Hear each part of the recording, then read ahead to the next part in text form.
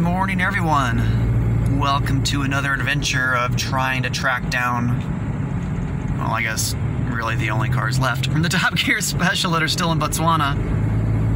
So we are on the way to go see James May's Mercedes from the Top Gear Botswana Special from about 14 years ago.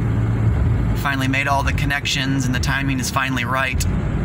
We're gonna go see what condition it's in, all the details of that, and we'll go from there. So quite excited to see it. We've been trying to track it down just like the Lancia for months at this point. So happy things have finally lined up, and we're gonna go see what it looks like, what shape it's in, if it's running or not, and we'll go from there.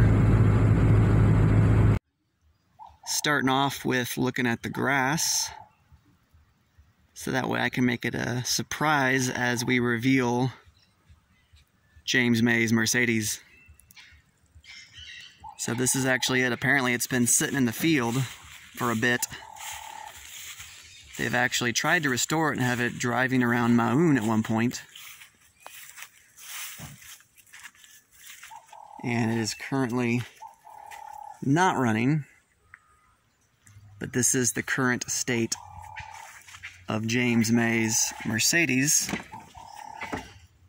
from the Botswana Special. So you can see where everything has been chopped off, and they've actually welded on new hinges to try to restore and put the doors on.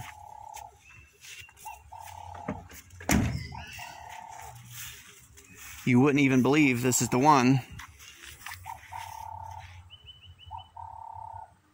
but this is indeed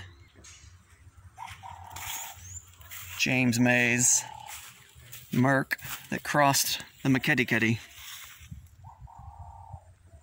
Definitely a lot better shape than the Lancia.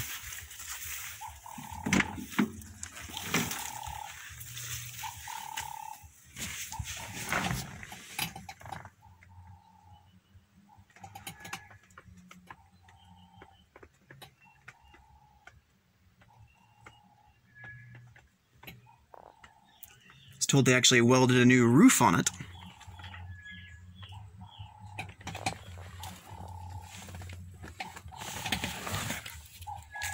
Pretty wild to be able to see it and sit in it. It's almost a rolling chassis. I've been told just with the new distributor it should run, but no idea on what it would take to register it here.